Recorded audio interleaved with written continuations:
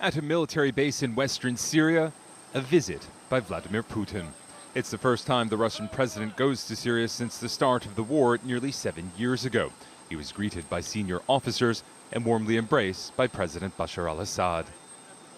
Putin's forces have been helping his troops since 2015, when the Syrian government was on the brink of collapse.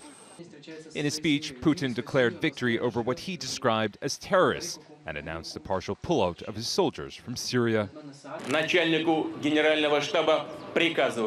To the General Command, I give this order. Russia's military presence in Syria has come to an end.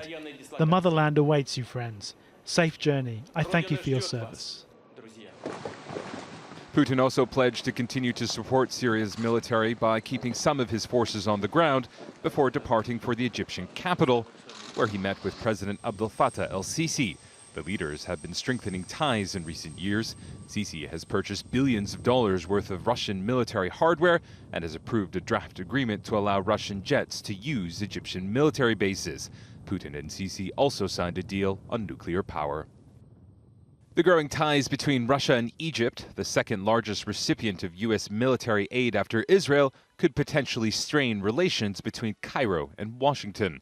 But is yet another sign of Putin's attempts to grow Russia's influence across the Middle East.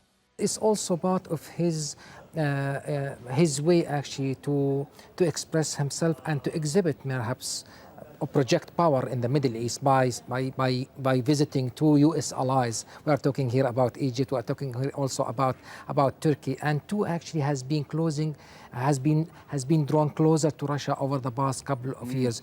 So he's trying to make use of the difficult relationship the U.S. allies are having with their international patron in order to present or project his influence in the region.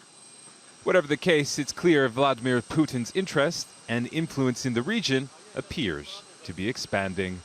Imtiaz Taib, Al Jazeera.